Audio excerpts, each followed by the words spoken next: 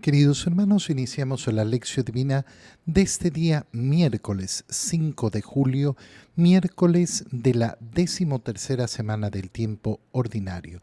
Por la señal de la Santa Cruz de nuestros enemigos, líbranos, Señor Dios nuestro, en el nombre del Padre, y del Hijo, y del Espíritu Santo. Amén. Señor mío y Dios mío, creo firmemente que estás aquí, que me ves, que me oyes. Te adoro con profunda reverencia, te pido perdón de mis pecados y gracia para hacer con fruto este tiempo de lección divina. Madre mía Inmaculada, San José, mi Padre y Señor, Ángel de mi guarda, interceded por mí. En este día miércoles, al continuar con la lectura del libro del Génesis, leemos el capítulo 21, versículos 5 y 8 al 20. Abraham tenía 100 años cuando nació su hijo Isaac. Creció el niño y lo destetaron. Ese día Abraham dio un gran banquete. Sara vio jugando con su hijo Isaac al hijo de Agar, la egipcia. Le había dado a Abraham y le dijo a éste: despide a esa esclava y a su hijo, pues el hijo de esa esclava no va a compartir la herencia con mi hijo Isaac. Abraham lo sintió mucho por tratarse de su hijo, pero Dios lo consoló diciéndole: no te aflijas ni por el niño ni por tu esclava. Hazle caso a Sara en lo que te dice, porque es Isaac quien continuará tu descendencia, aunque al hijo de la esclava lo convertiré en un gran pueblo por ser descendiente tuyo. Se levantó pues Abraham de mañana, tomó pan y un odre de agua y se lo puso a Agar en los hombros. Le entregó al niño y la despidió. Ella se fue y anduvo errante por el desierto de Berseba. Cuando se le acabó el agua, Agar dejó al niño bajo un matorral y fue a sentarse enfrente a distancia como de un tiro de arco, pues decía: no quiero ver morir al niño. Entonces el niño rompió a llorar y Dios oyó el llanto del niño. El ángel de Dios llamó a Agar desde el cielo y le dijo: ¿qué te pasa, Agar? No tengas miedo, porque Dios ha oído el llanto del niño que estaba ahí. Levántate, toma al niño y llévalo de la mano, porque voy a convertirlo en un gran pueblo.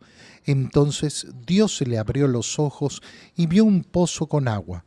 Fue, llenó el odre y le dio a beber al niño. Dios asistió al niño, que creció, vivió en el desierto y llegó a ser un gran tirador de arco. Palabra de Dios. Se nos presenta a esta altura del libro del Génesis cómo ha nacido ese hijo de la promesa, ese hijo que es Isaac.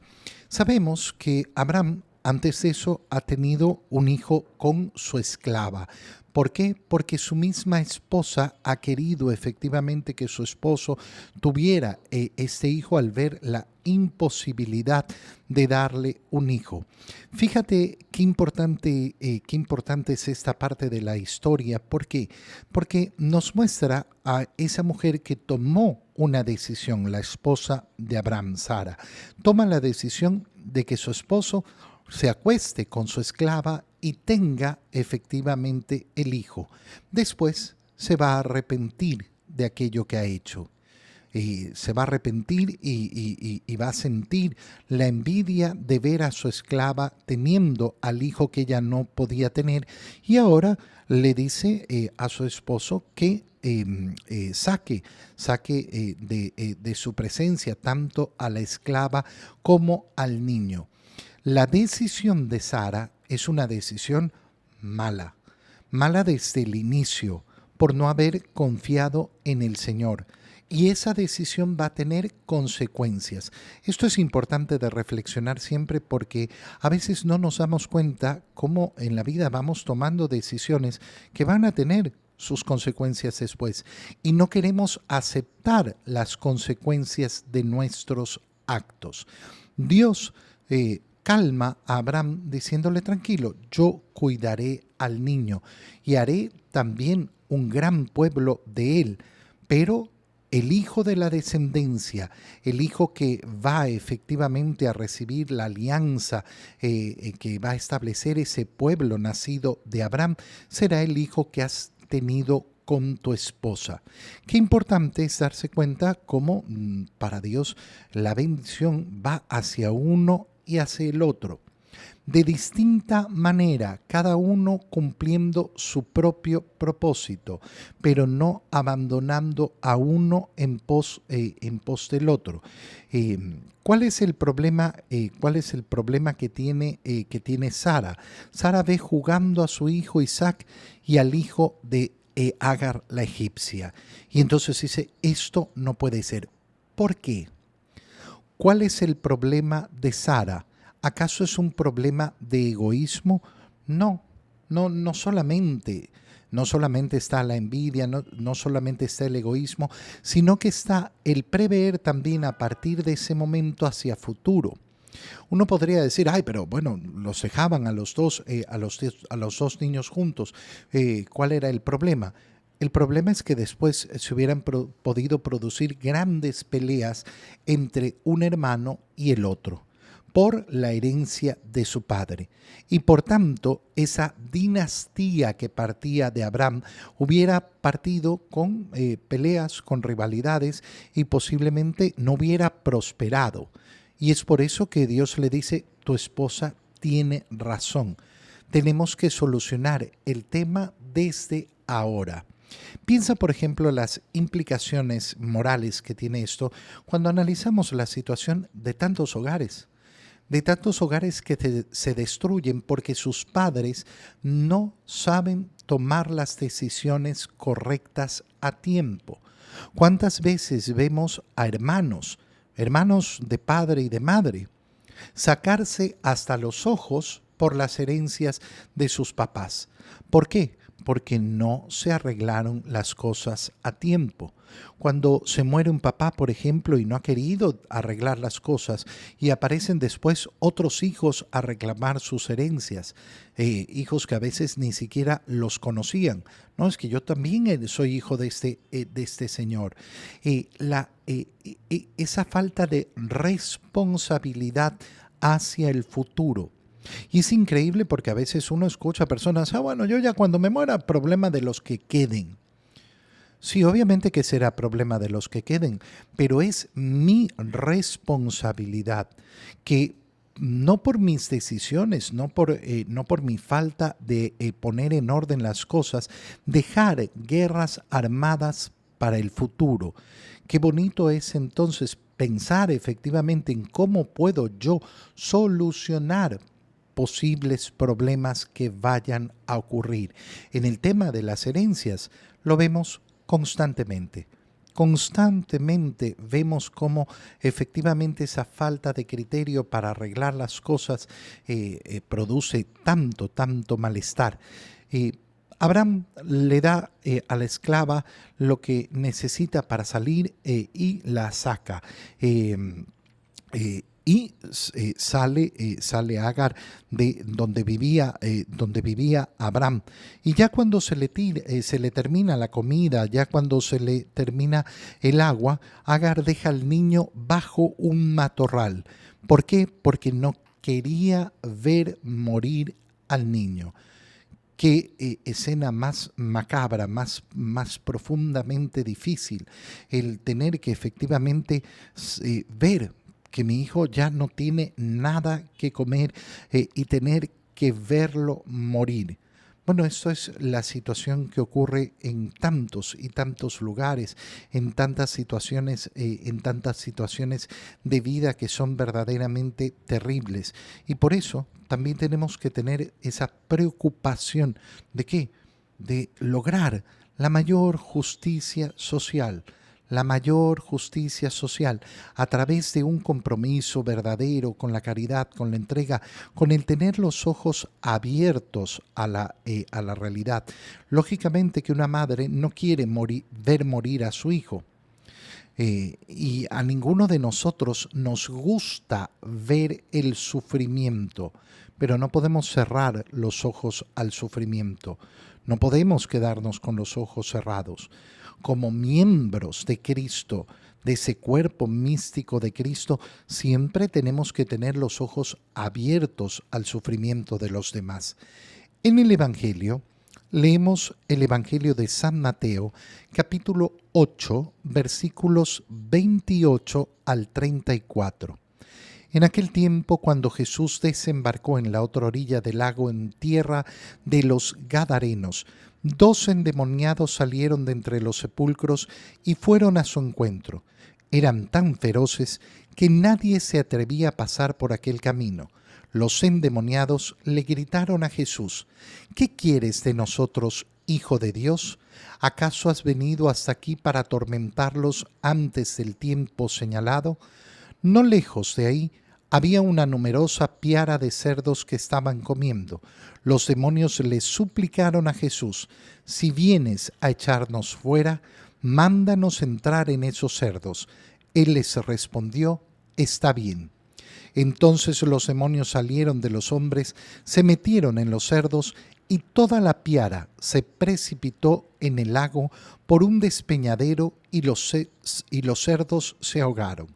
Los que cuidaban los cerdos huyeron hacia la ciudad a dar parte a de todos aquellos acontecimientos y de lo sucedido a los endemoniados. Entonces salió toda la gente de la ciudad al encuentro de Jesús, y al verlo le suplicaron que se fuera de su territorio. Palabra del Señor. Ya el día de ayer leíamos la primera parte de este evangelio y anunciábamos lo que estamos viendo hoy va a tener su continuación en lo que pasa después. ¿Qué fue lo que leímos ayer? Cómo el Señor se sube a la barca con sus discípulos y salen hacia el otro lado de la orilla del mar de Galilea. Pero de repente, mientras están en la barca, se desata una tremenda tormenta que no era esperada, y además una tormenta que tiene connotaciones bastante especiales, porque esos hombres que estaban acostumbrados al mar, a las inclemencias del tiempo, están muertos de miedo. Jesús duerme tranquilo. ¿Por qué? Porque está cansado, agotado, pero lo despiertan. Y entonces el Señor, levantándose, les dice: ¿por qué tienen miedo? ¿Por qué tienen miedo? Y hablando con determinación al viento y al mar, se calmaron. Vino una gran calma. Pero entonces ocurre lo que acabamos de leer. Cuando desembarcó a la otra orilla del lago, en tierra de los Gadarenos, 2 endemoniados salen de entre los sepulcros a su encuentro. Y entonces decíamos, claro, esa tormenta no tenía una connotación solamente natural, sino que venía como previa a evitar que Jesús llegase a ese lugar. En los otros evangelios sinópticos, esta es la escena donde se nos presenta un endemoniado que además tenía una tremenda fuerza, y cuando el Señor le pregunta: ¿cuál es tu nombre?, le responde: nuestro nombre es Legión, porque somos muchos demonios metidos en este hombre. Mateo nos presenta que son 2 los endemoniados y salen ferozmente al encuentro de Jesús. ¿Para qué? Para gritarle: ¿qué quieres de nosotros, Hijo de Dios? Es decir, ya ellos estaban atentos a la llegada de Cristo y no querían esa llegada del Señor. Por tanto, esa tormenta, como decía, tiene esa connotación de ser un impedimento para que llegue el Señor, para que llegue la liberación. Muchas veces en el camino de la evangelización nos vamos a topar con esto. Nos vamos a topar con aspectos que parecen naturales. Una tormenta parece natural, parecen naturales, pero son modos en que el demonio quiere evitar. Esto se va a dar en todos los niveles y en todas las formas, maneras en que el demonio quiere evitar la llegada del Evangelio, quiere evitar la llegada de la evangelización, quiere evitar que se predique. Y entonces es importantísimo darnos cuenta de lo que nos ha dicho el Señor: no tengan miedo. no tengan miedo. Si están conmigo, no tengan miedo. El mal no va a vencer al Señor, no va a vencer al bien que representa el Señor. Qué bonito es cuando uno efectivamente se lanza en la confianza del Señor a esa lucha. ¿Acaso has venido hasta aquí para atormentarnos antes del tiempo señalado? ¿Cuál es el tiempo señalado del que están hablando? Es como si el demonio supiera que va a llegar el tiempo final, pero no espera que se le quite su imperio hasta un momento determinado. Una cosa es lo que crea el demonio, una cosa es lo que piense el demonio que deben ser sus tiempos, y otra cosa es que la última palabra siempre la tiene el Señor. Y por tanto, no hay un tiempo para esperar a la evangelización. La evangelización tiene que realizarse en todo tiempo, en todo momento, en toda circunstancia. Si nosotros estamos esperando el tiempo adecuado para evangelizar, pues no llega nunca. No va a llegar absolutamente nunca. ¿Qué se produce entonces? La escena de la piara de cerdos. Estaban comiendo una numerosa piara de cerdos, es decir, un numeroso grupo de cerdos estaban comiendo, y los demonios le suplican a Jesús que si ha venido a echarlos fuera, los mande entrar en esos cerdos. El Señor se los permite. Esto es un episodio muy llamativo. ¿Por qué? Porque nos muestra cómo los demonios se meten en los cerdos, cómo entonces los demonios pueden poseer a personas y cómo pueden poseer animales también, de una manera no tan